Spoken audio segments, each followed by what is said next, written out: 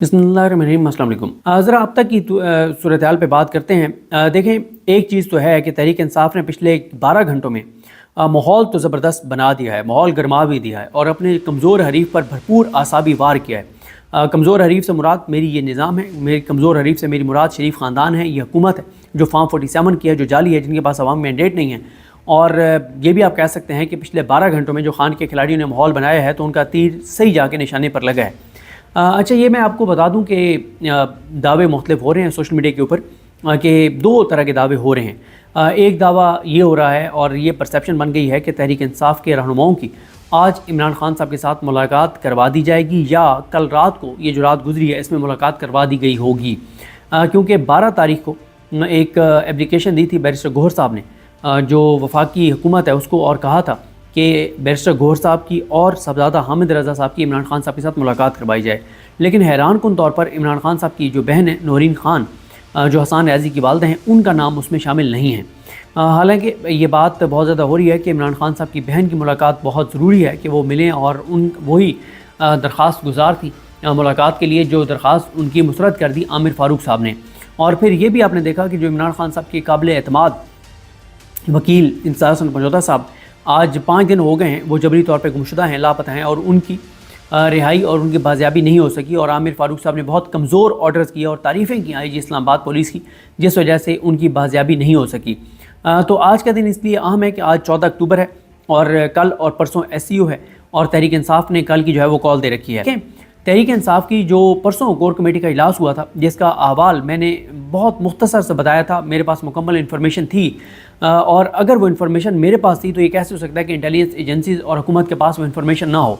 उस इजलास की तो रिपोर्ट बहुत मायूस कुन थी, क्योंकि आधे से ज़्यादा अरकान ने जो कोर कमेटी के मेंबर्स हैं उन्होंने इजलास अटेंड नहीं किया। जिन्होंने इजलास अटेंड किया उनमें से 60% जो हैं वो उन्होंने बात ही नहीं की, और जिन्होंने बात की उनमें से खैर 90% ने ये कहा कि एहतजाज होना चाहिए, और जिनको एहतजाज की कहना चाहिए था कि होगा, करना चाहिए, उनकी वो बार बार इस बात पर कायल कर रहे थे कि हमें एहतजाज नहीं करना चाहिए। और उसके बाद तो यही तासुर बन गया था, जिस पे मैंने बहुत ज़्यादा बात नहीं की थी, कि एक ऐसे टाइम के ऊपर जब पहले ही जो है एक माहौल यही बना हुआ है कि तहरीक इंसाफ जो है उसको शिकस्त होने जा रही है। तो मैंने इसलिए बात नहीं की क्योंकि उस मौके पर ये बात करना इसलिए नुकसानदेह था कि तहरीक इंसाफ ही वो जमात है जो इस वक्त काजी फाइज ईसा की एक्सटेंशन को रुकवाने के लिए मैदान में है। और अगर तहरीक इंसाफ के बारे में ये परसेप्शन बनने लग जाए कि वो शिकस्त खा रही है और बिल्कुल वो कमज़ोर हो चुकी है, तो इससे काजी फाइज ईसा को तक़वियत मिलती, हुकूमत को तक़वियत मिलती। तो इसलिए मैंने खैर वो बात नहीं की।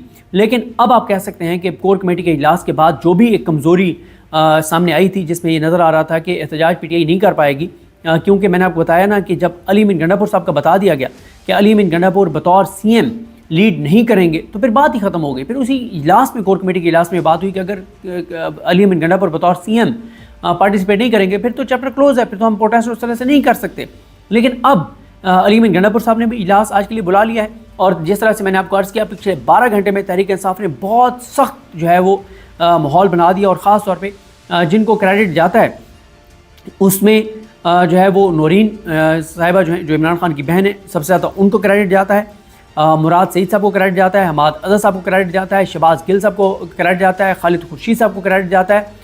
और देखें, ज़ाहिर है मुराद सईद जो है वो इस वक्त मंज़िल-ए-आम पर नहीं है, और शहबाज गिल जो है वो भी बैरून मुल्क हैं। लेकिन शहबाज गिल तो बहुत एक्टिवली हमें हर महाज पर नज़र आते हैं। जब मीटिंग्स की हमारे तक इतलात पहुँचती हैं कि मीटिंग्स में उनका रवैया बहुत सख्त होता है, बरहमी वाला होता है, और ज़ाहिर है वो इसलिए कि इमरान खान के साथ सिंसियर हैं, तो इसलिए वो बहुत एग्रेसिव रहते हैं, और बैरून मुल्क वो अपना किरदार भी अदा करते हैं, चाहे वहाँ पे प्रोटेस्ट हो, जो भी चीज़ें हों। अच्छा देखें ना, इस वक्त हुकूमत को मैं क्यों कह रहा हूँ कि ये इस वक्त कमज़ोर हरीफ है। कमज़ोर हरीफ इसलिए है, और इसलिए इन पर जो मजबूत आसाबी वार पिछले 12 घंटों में जो तहरीक इंसाफ ने माहौल बनाया उसका असर भी होगा, क्योंकि इस हुकूमत की ज़रा देखें ना कि एक तो इसकी आइनी, कानूनी, अखलाकी कोई हैसियत और जवाज़ नहीं है। दूसरी तरफ तहरीक इंसाफ है तो उसको पाकिस्तान के लोगों ने 2 तिहाई अक्सरियत दी। फिर इमरान खान पॉपुलर है। फिर अगर आप पिछले 4-5 दिन की भी बात करें कि इस हुकूमत की, आप देखें कि ये हुकूमत काजी फाइज ईसा की एक्सटेंशन के लिए इतनी मसरूफ़ है, उसमें भी अभी तक नंबर गेम इनके पास पूरा नहीं हो रहा।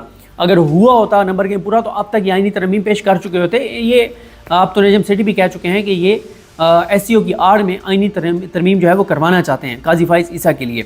और देखें, इस लम्हे तक पकड़ धकड़ जारी है, छापे जारी हैं, اور چاہے وہ خواجہ شیراز ہوں، چاہے وہ مبین عارف ہوں، چاہے وہ مطلب جتنے تحریک انصاف کے جو جاوید وڑائچ ہوں، جتنے تحریک انصاف کے ایم این ایز ہیں جو ان کے اوپر کاروائیاں جاری ہیں. ابھی علی افضل سعید صاحب کا میں پڑھ رہا تھا، ان کے بھائی کو بھی اٹھا لیا گیا ہے، ریاض فتیانہ کے بیٹے کو ایک بار پھر اغوا کر لیا گیا ہے.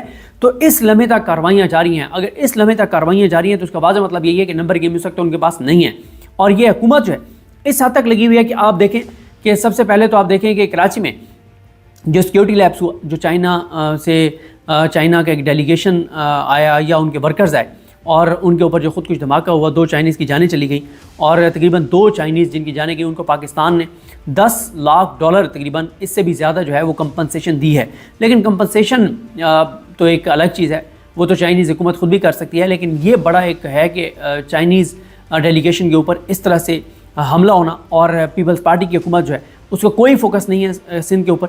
ان کا ٹوٹل فوکس قاضی فیصل کی ایکسٹینشن ہے، اپنی کرپشن ہے، لوٹ مار ہے اور معاملات ہیں. ابھی آپ کل دیکھ لیں کل کیا ہوا ہے کراچی میں کل جو سندھ رواداری مارچ ایک طرف ہو رہا تھا، دوسری طرف تحریک لبیک کا پروٹیسٹ ہو رہا تھا. اور تحریک لبیک کا جو پروٹیسٹ ہے اس کے اوپر پولیس نے یا ان کا کلیم ہے، ان کا الزام ہے کہ رینجرز نے جو ہے وہ شیلنگ کی، فائرنگ کی اور ایک جو تحریک لبیک کا کارکن ہے وہ جان سے چلا گیا. گو کہ اس کے بعد جو ایک اور خبر سامنے آئی ہے جس کی تحریک لبیک کی جانب سے تردید کی جا رہی ہے اور تصدیق نہیں کی جا رہی، وہ یہ ہے کہ تحریک لبیک کے حوالے سے بتایا گیا کہ تحریک لبیک کی لیڈرشپ کے ساتھ حکومت کا رابطہ ہوا ہے. اور کیونکہ تحریک لبیک کے کارکنان کی جانب سے بہت سخت مطالبہ سامنے آنے لگ گیا تھا کہ دوبارہ جو ہے وہ اسلام آباد کی طرف مارچ کیا جائے یا فیض آباد پر دھرنا دیا جائے، تو لہٰذا اس وقت کیونکہ ایسی ہو رہی ہے تو بتایا جا رہا ہے کہ جو تحریک لبیک کی قیادت ہے ان سے رابطہ ہوا اور تحریک لبیک کی قیادت نے یہ کمٹمنٹ دے دی ہے کہ ایس سی او کے دنوں میں وہ اسلام آباد کی طرف نہ تو مارچ کریں گے، نہ فیض آباد میں دھرنا دیں گے. اور اس کی ثبوت یہ بھی ملتا ہے کہ ابھی تک تحریک لبیک نے ایسا اعلان نہیں کیا. اور اس کا مطلب یہ ہے کہ یہ خبر درست ہے کہ نون لیگ کا رابطہ ہوا ہے تحریک لبیک کی قیادت کے ساتھ، اداروں کا رابطہ ہوا ہے تحریک لبیک کی قیادت کے ساتھ اور انہوں نے کوئی اس طرح کا اعلان نہیں کیا. اور جہاں تک کراچی میں آج انہوں نے اپنے جو کارکن جان سے گیا ہے اس کے جنازے کا اعلان کر رکھا ہے، تو اس میں بھی بتایا جا رہا ہے کہ حکومت پوری طرح سے فیسیلیٹیٹ کرے گی، پیپلز پارٹی پورا فیسیلیٹیٹ کرے گی، ان کو پورا سیکیورٹی دے گی اور کوئی ان کی راہ میں کوئی رکاوٹ نہیں ہوگی. اور جو بھی انہوں نے لمیٹڈ ٹائم کے لیے پروٹیسٹ کرنا ہے تو اس پروٹیسٹ کی ان کو پوری طرح سے حکومت جو ہے وہ تعاون کرے گی تاکہ معاملات جو ہیں وہ تصادم کی طرف نہ جائیں. پھر اسی طرح سے آپ بلوچستان میں دیکھ لیں، مارنگ بلوچ کے حوالے سے پی ٹی ایم کا جو جرگہ ہوا وہ ویسے پشتونوں کا جرگہ تھا لیکن ظاہر ہے وہ نام زیادہ پی ٹی ایم کا آ گیا. تو یہ ساری صورتحال ہے. پھر دکی میں بلوچستان میں 22 جو مزدور ہیں ان کی شہادت ہو گئی، بے دردی سے ان کو جو ہے وہ شہید کر دیا گیا. اور وہاں پہ جو بھی دہشت گرد تنظیم ہے بلوچستان کی، جو جہنمی کتے ہیں، وہ معصوم جو ہیں ان کو معصوموں کو ان کو شہید کر رہے ہیں، ان کی جانیں لے رہے ہیں.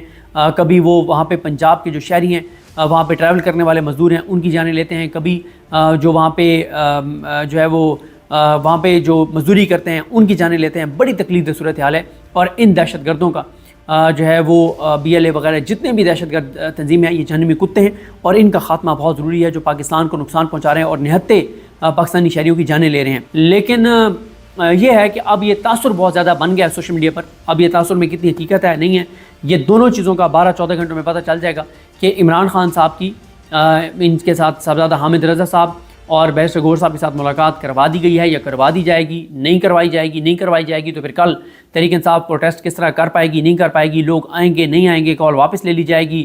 مطلب گو کہ میری اطلاع یہ ہے کہ حماد اظہر صاحب نے گزشتہ رات کوئی 5 سے 6 گھنٹے کی مسلسل میٹنگز کی ہیں تمام ریجنز کے ساتھ. اور جس طرح سے میں نے آپ کو عرض کیا کہ آج علی امین گنڈا پور صاحب کا بھی آیا ہے کہ انہوں نے بھی آج جو ہے وہ ایک میٹنگ بلائی ہوئی ہے.